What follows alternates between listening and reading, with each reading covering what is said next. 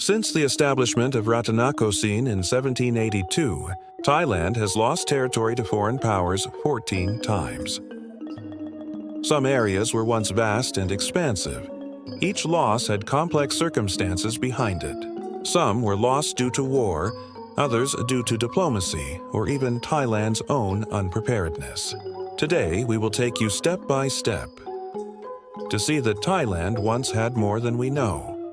Let us uncover the history that every Thai should know. Loss of territory. Number 1. Ko Mak to the British. This stemmed from Britain's desire to control strategic areas on the Malay Peninsula, including Ko Mak, the coastline and surrounding towns, to serve as a hub for trade and maritime transport. At that time, Phraya Saiburi, the local ruler, believed that allowing the British to lease Ko Mak would help balance power against Siam, which had plans to send troops to control the southern towns. Thus, Phraya Saiburi permitted the British to take part in managing the island. Although it technically remained a vassal of Siam at that time, the British presence and control over the territory directly marked the beginning of the loss of sovereignty. The British knew well that Saiburi was under Siam's rule, so they sought an audience with King Rama I, Phutthayutpha Chulalak, offering a jewel-encrusted sword and a silver-handled gun to establish friendly relations with the court. Finally, on August 11, 1786, the British renamed Ko Mak to Prince of Wales Island, and from that day onward, the land never returned to Thailand. Loss of territory number 2. The second loss occurred in 1793, with the loss of Tavoy, Mergui, and Tenasserim during the reign of King Rama I. The people of Tavoy were dissatisfied with Siam's occupation, and their governor acted as a traitor, joining forces with Burma. King Rama I launched an attack to reclaim Tavoy, but he failed to take it back. Siam at that time lacked experience in long-distance military campaigns, resulting in the loss of Tavoy, Mergui, and Tenasserim altogether. This territory had been part of Thailand since the Sukhothai period, covering around 55,000 square kilometers. Loss of territory number 3. The loss of Ban Tay Mies, or Ha Tien, present day in Vietnam, to France in 1810 during the reign of King Rama II. In 1810, as Siam transitioned to King Rama II, King Gia Long of Vietnam seized the opportunity to capture Ban Tay Mies, a location of great strategic importance. Siam reluctantly conceded the area to avoid fighting a two-front war with Burma.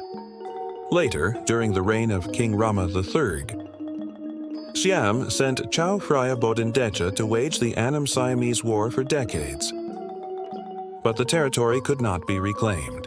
Today, Ban Tay Mies is in the south of Vietnam, bordering Cambodia, marking another chapter of territorial loss in Thai history. Loss of territory number 4. The loss of Senwi, Muang Sat, and Kengtung to Burma in 1825, covering an area of 62,000 square kilometers, during the reign of King Rama III. Originally, this territory was acquired during King Rama III's reign when King Kawila led an army to conquer it. It remained under Siamese control for about 20 years. However, because it was a distant region, along with the simultaneous rebellion of King Anuvong in Vientiane and uprisings in the southern provinces, Siam was overstretched and unable to maintain control. Later, when Burma fell under British rule, Kengtung became entirely part of British-controlled Burma. Loss of territory number 5. In 1826, Siam lost the state of Perak during the reign of King Rama III.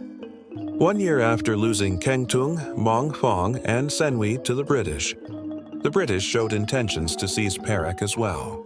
Having already taken Penang or Ko Mak, and with Perak itself inclined to align with Britain, as Britain was extremely powerful at that time, the British entered negotiations with Siam to assume control over Perak, prohibiting Siam from sending its troops there.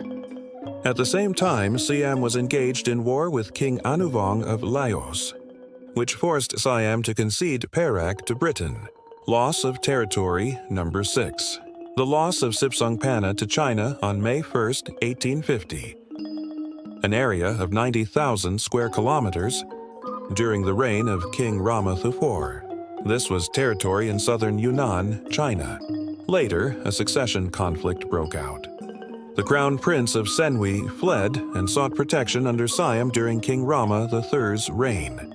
Armies from Chiang Mai, Lampang, and Lamphun were mobilized to attack Kengtung, with the strategy of capturing Kengtung first to secure Chiang Rung. But the campaign failed due to lack of coordination.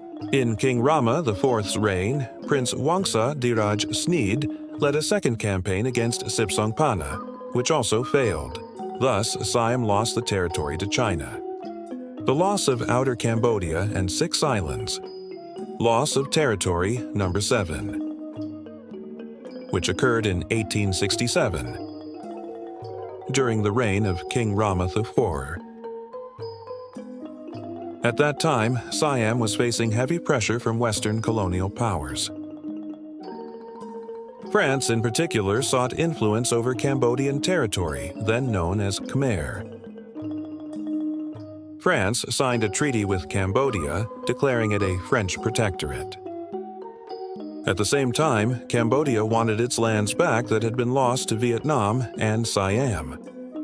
Meanwhile, Siam lacked the military strength to resist France. Thus, Siam ceded Cambodia and 6 islands to France, a total area of about 120,000 square kilometers. Loss of territory number 8.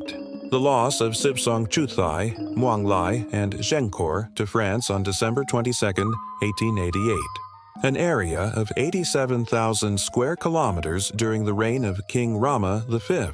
The Ha rebels rose up, and Siam sent 2 separate armies to suppress them. However, the 2 armies operated independently. Moreover, the 2 generals did not get along. This gave France the opportunity to send troops into Muang Lai, claiming they were helping Siam suppress the Ha. But after the rebellion was put down, they refused to withdraw.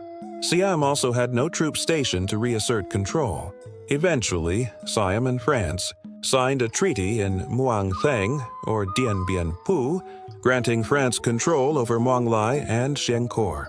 From then on, Siam lost sovereignty over Sipsong Chuthai to France. Siam also completely lost Sipsong Chuthai and Huaphan provinces. This was finalized during the RS-112 crisis, 1893, 5 years later. Loss of territory number 9.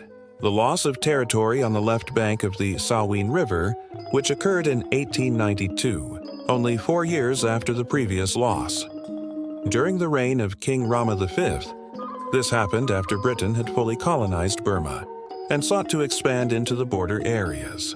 This was the area known as the left bank of the Salween River, which included the Shan and 13 towns of Karen, a region rich in resources. The area was under the jurisdiction of Lana or Chiang Mai, which was part of Siam. However, Britain claimed that this land had once belonged to Burma. Siam had no written evidence to assert clear sovereignty. Britain used this as justification, and since Siam lacked the military strength to resist, Siam was forced to cede the entire left bank of the Salween to Britain. The area was about 30,000 square kilometers.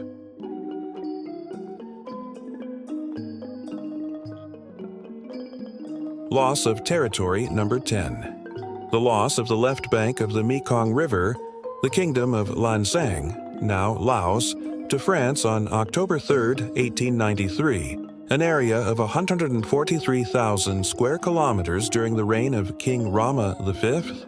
This land had been under Siamese rule since the reign of King Naresuan. It was ceded to France under the Franco-Siamese Treaty. But that was not all. France demanded 1 million baht as war reparations from Siam. Additionally, Siam had to pay a 3 million baht guarantee to ensure treaty compliance. Worse still, French troops occupied Chantaburi and Trait for 15 years. This was one of the most painful chapters for Siam. Noble women had to sell their personal belongings to contribute funds for the indemnity. King Rama V even had to use the royal treasury's emergency red pouch funds.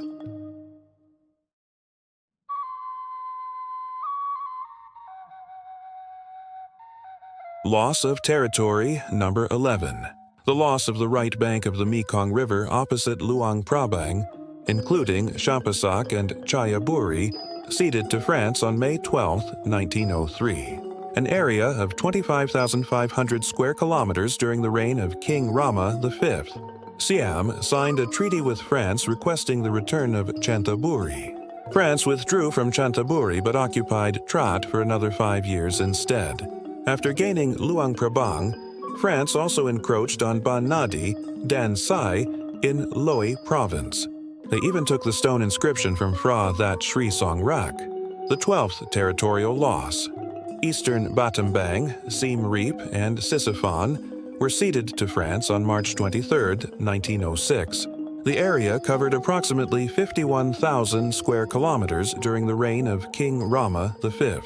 Thailand made a treaty with France in exchange for Trat, Koh Kong, and Dan Sai, as well as retaining Thai judicial authority over subjects under French jurisdiction in Thailand. At that time, many Chinese Vietnamese sought French protection for trading rights. France withdrew troops from Trat on July 6, 1907, and from Dan Sai, leaving only Koh Kong unrecovered by Thailand.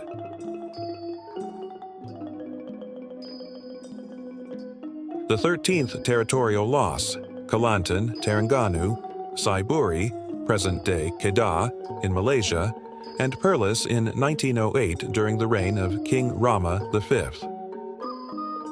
At that time, Siam viewed the southern states on the Malay Peninsula, including Kelantan, Terengganu, Saiburi, and Perlis, as remote territories difficult to administer. Thus, these territories were used as a bargaining chip with Britain to regain extraterritorial rights and other benefits from the British.